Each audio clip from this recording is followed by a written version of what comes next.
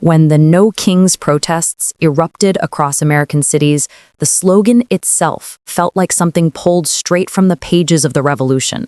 No Kings, a reminder of the very principle this country was built on.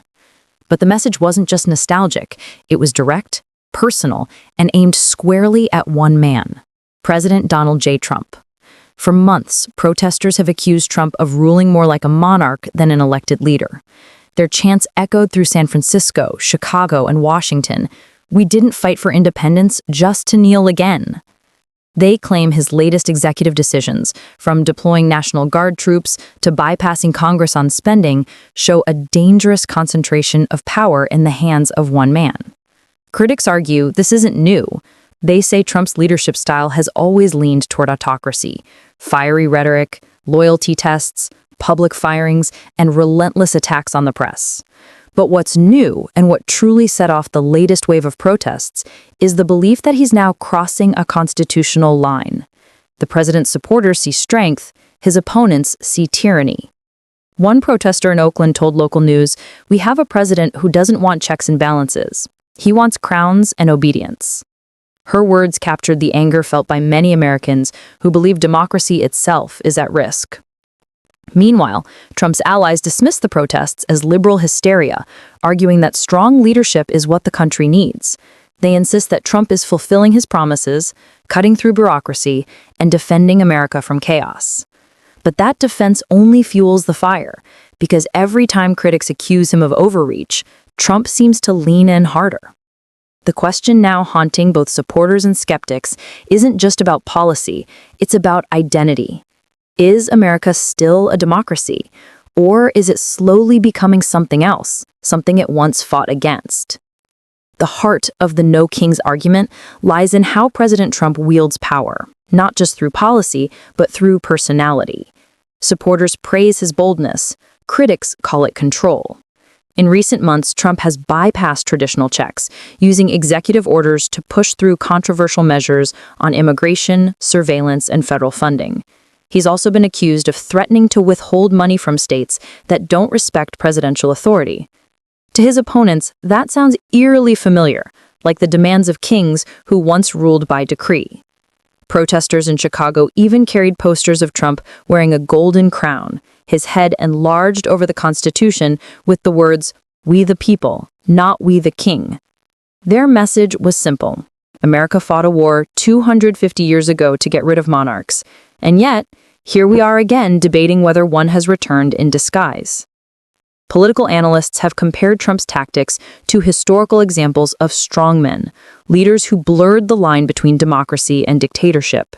They point to his repeated attempts to challenge court rulings, intimidate political rivals, and label journalists as enemies of the people. Even some conservatives who once defended him now whisper concerns about his growing influence over the Republican Party and the justice system. But in classic Trump fashion, he sees the criticism as proof of his success. "They don't want a strong leader," he said at a rally in Florida. "They want weak people who apologize for America. I'll never do that." His audience roared in approval, waving flags and chanting USA. That moment, broadcast live to millions, perfectly captured the divide. One half of America saw defiance, the other saw danger. The No Kings movement was born out of that tension, out of fear that unchecked power, no matter how patriotic it sounds, can slowly bend democracy into submission.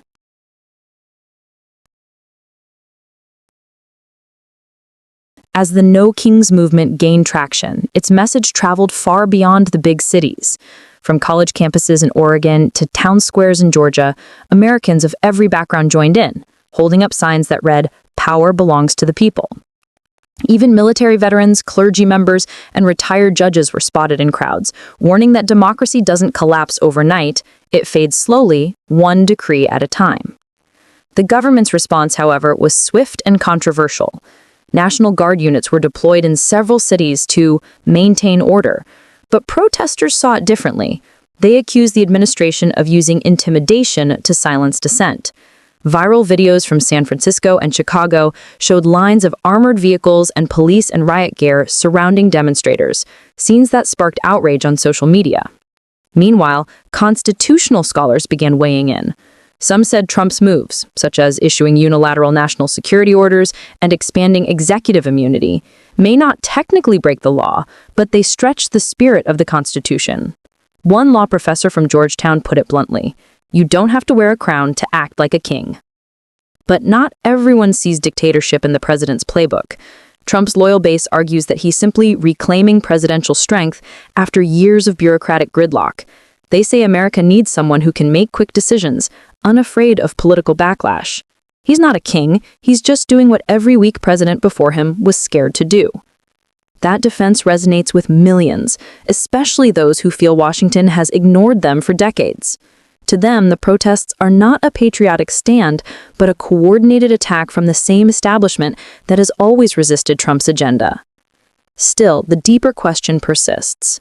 If citizens must take to the streets chanting "No Kings" in 2025, what does that say about the health of America's democracy today?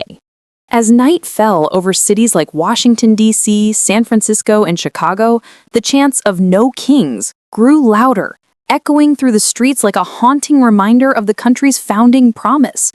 For many Americans, this was not just a protest against a president, it was a protest for identity, for the idea that no one, no matter how powerful or popular, should stand above the people.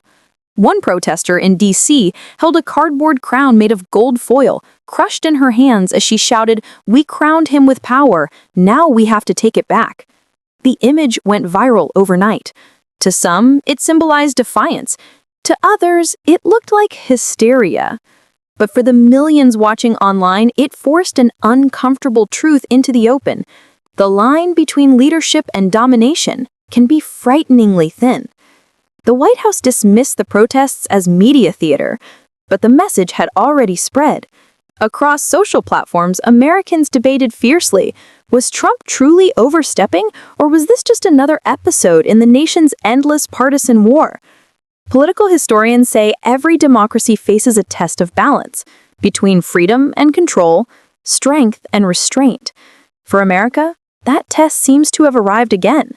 Whether Trump is remembered as a bold reformer or a would-be monarch will depend not just on what he does next, but on what the people tolerate. Because in the end, the No Kings movement isn't just about one man, it's about every citizen's responsibility to defend the fragile thing that binds them together, democracy itself. And as the protests wind down, one haunting question remains, hanging heavy in the American air. If we ever forget that no one is above the people, how long before someone decides they are? In the end, the No Kings protests were more than a headline. They were a warning, a reminder that power, no matter how patriotic it appears, must always answer to the people. Watching thousands of Americans flood the streets, waving flags and holding signs that said "No crowns in a republic," you could feel it, that deep fear that democracy might be slipping through our fingers, quietly, while everyone argues about who's right. Trump's presidency has always divided America, but this moment feels different. It's not just politics anymore, it's philosophy. What kind of country do we want to be? One that questions power or one that worships it? The founders wrote an entire constitution to keep kings out of America, but centuries later, citizens are back in the streets repeating the same cry, "No kings here." Whether you support Trump or not, this isn't just his story. It's the story of a nation constantly battling its own reflection, strong yet fragile, united yet divided. Because when a leader becomes bigger than the law, the people must decide whether to kneel or to stand. And that's the haunting question echoing through these protests. If freedom depends on our vigilance, are we still watching closely enough? Because history doesn't repeat itself. It warns us. This was today's story. Did Trump's second term turn America into a monarchy? If you found this powerful, don't just scroll away. Hit that like button, subscribe, and share this story. Let's talk about power, democracy, and what it really means to be free. Until next time, remember, a crown only fits if the people stop resisting.